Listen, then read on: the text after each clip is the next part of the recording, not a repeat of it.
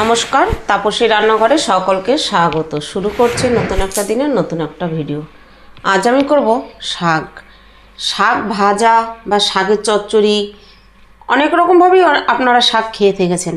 তবে আজকে আমি শাকটা করব নিরামিষ করে, একদম নিরামিষ দিনে এভাবে করে খেতে পারবেন। তবে শাকটা একদম আমি নতুন ভাবে রান্না করব, একদম নতুন একটা রেসিপি। আর এই শাকটা আমরা পুনকা শাক নামেই চিনি, এটাকে পুনকা শাক বলে। আর একটা আছে নোটে শাক। নোটে শাক আর পুনকা শাকটা দেখতে অনেকটাই একরকম হলেও পুনকা শাকের ডাঁটাগুলো হয় এরকম লাল, আর নোটে শাকটা হয় ডাঁটাগুলোও সবুজ হবে, পাতাগুলোও সবুজ হবে, আর পাতাগুলো আরও সবুজ হবে। আর এই পুনকা শাকের পাতাটা অতটা সবুজ হয় না, দেখতেই তো পাচ্ছেন, ঠিক এইরকমই হয়। এটা পুনকা শাক। শাকটা খেতেও কিন্তু দারুণ। আমি নিরামিষভাবে একদম নতুনভাবে শাকটা রান্না করব। আজকে দেখতে থাকুন শাকটা আমি কিভাবে রান্না করি। তাহলে ভিডিওটা প্রথম থেকে শেষ পর্যন্ত দেখবেন, আমার সঙ্গে থাকুন। ভিডিওটা প্রথম থেকে শেষ পর্যন্ত দেখতে থাকুন। চলুন শুরু করছি ভিডিও। দেখুন শাকটা রান্নার জন্য শাকটা কেটে নিয়েছি। তবে এই শাকটা রান্না আমি যেভাবে করব তার জন্য আমাকে এভাবে বড় বড় করেই কাটতে হবে। কুচিয়ে কাটার দরকার নেই বা কুচিয়ে কাটা যাবে না, এভাবে বড় বড় করে কেটেই রান্না করতে হবে। আর এই শাক রান্নার জন্য আমার দরকার হবে একটু আলু। দেখুন আলুটাও আমি কেটে নিয়েছি। আলুটা আমি ঠিক দেখুন এরকম সরু সরু করে কেটে নিয়েছি, কেটে ভালো করে ধুয়ে নিয়েছি।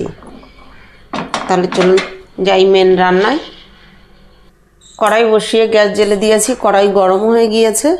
দিয়ে দিচ্ছি আমি হাফ চামচ তেল, হাফ টেবিল চামচ, এই দেখুন হাফ চামচ তেল দেবো। এই রান্নার জন্য তেল বা কোনো বেশি মশলার কিছু প্রয়োজন নেই, শুধু একটু ফোড়নেরই প্রয়োজন আর কাঁচা লঙ্কা। এবার তেলটা গরম হলে আমি এখানে আলু দেব। তেল গরম হয়ে গিয়েছে, এবার দিয়ে দিচ্ছি আমি কেটে ধুয়ে রাখা আলু।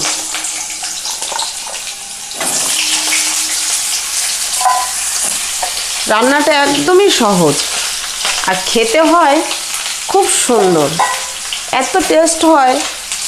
আর নিরামিষ দিনে শাক রান্না করা কোনো ব্যাপারই না।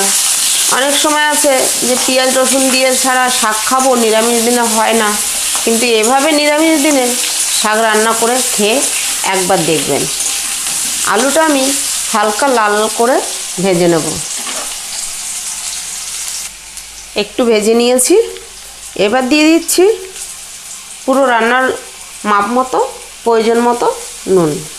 এই নুনেই কিন্তু পুরো রান্নাটা আমার হয়ে যাবে। আঁচ রেখেছি মাঝারি, আর দিচ্ছি সামান্য হলুদ।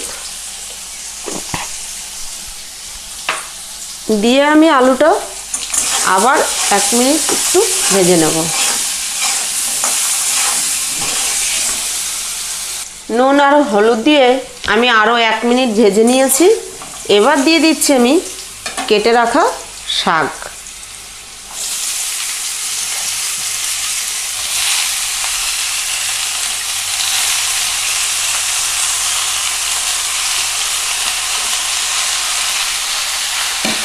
শাক দিয়ে আমি আলুর সঙ্গে ভালো করে উল্টে পাল্টে মিশিয়ে নেব। এবার দিয়ে দিচ্ছি 6 থেকে 7টা চেরা কাঁচা লঙ্কা।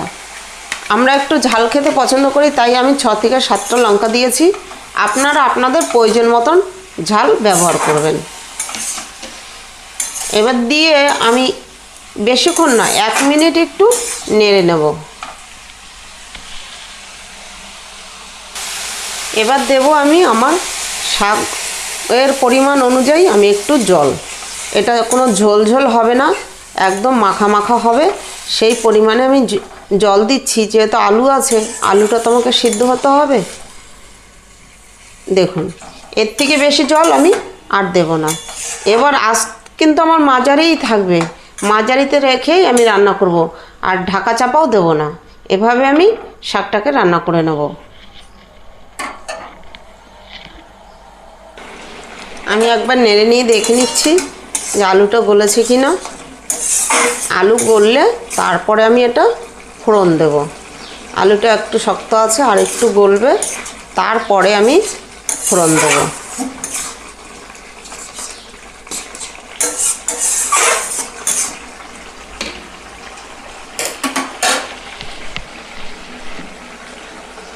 দেখে নিচ্ছি, দেখুন আলু গলে গিয়েছে।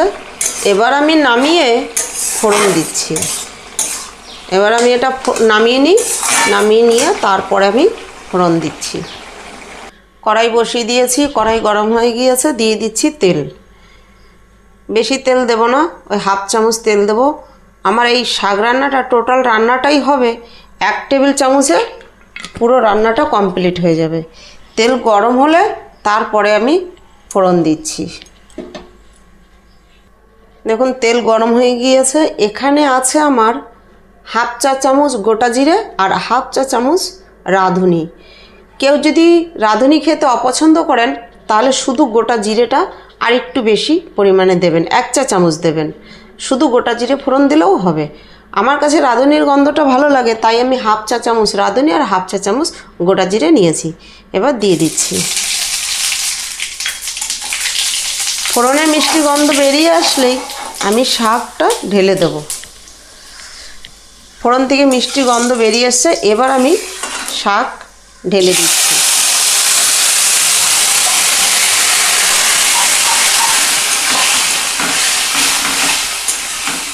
এবার শাকের মধ্যে যেই পুরো জলটুকু আছে, এই জলটা আমি মাঝারি আঁচে করেই পুরো শুকিয়ে নেব, 1 ফোঁটা জলও রাখবো না। আমি একটু ফোড়নটা দিয়ে দিয়েছি। এবার ভালো করে একটু ফোড়নটার সঙ্গে শাকটা মিশিয়ে দিই, দিয়ে তারপরে মাঝারি আঁচ করে আমি পুরো জলটাকে শুকিয়ে নেব। এভাবে একবার শাক রান্না করে খেয়ে দেখবেন, এক শাক রান্নাতেই আপনাদের ভাত খাওয়া হয়ে যাবে। দারুণ লাগে এই শাক রান্নাটা, নিরামিষ হলেও। আর এই ধরনের হেলদি খাবার আমাদের পক্ষে তো ভালো, প্রত্যেকের শরীরের জন্যই ভালো। আর শাক সবজি তো ভালো, আর দেখবেন কোনো তেল নেই, মশলা নেই, কিন্তু খেতে অসাধারণ হয়। জলটা শুকিয়ে আসা পর্যন্ত আমি রান্না করব। দেখুন শাকের জলটা একদমই শুকিয়ে এসছে, তবে আমি আরেকটু শুকিয়ে নেব। তাহলে আমার ভিডিওটা যদি ভালো লাগে বন্ধুরা লাইক, কমেন্ট, সাবস্ক্রাইব করবেন। সাবস্ক্রাইব করে পাশে থাকা বেল আইকনটি প্রেস করে নোটিফিকেশনটি অন রাখবেন। যখনই আমি এরকম নিত্য নতুন ভিডিও ছাড়ব পৌঁছে যাবে সবার আগে আপনাদের কাছে। তাহলে শাকটা আমি নামিয়ে নিচ্ছি। আমার শাক রান্না এখানে কমপ্লিট। দেখুন শাকে কিন্তু জল নেই, আমি দেখিয়ে দিচ্ছি। নিচে এই দেখুন লেগে লেগে আসছে, এই দেখুন, বুঝেছেন? এভাবে একবার করে খেয়ে দেখুন আর আমাকে কমেন্ট করে জানাবেন। ভালো লাগলে বন্ধুদের সঙ্গে বেশি বেশি শেয়ার করুন। তাহলে ভিডিওটা এখানেই শেষ করছি। ফিরে আসবো নতুন একটা দিনে নতুন একটা ভিডিও নিয়ে।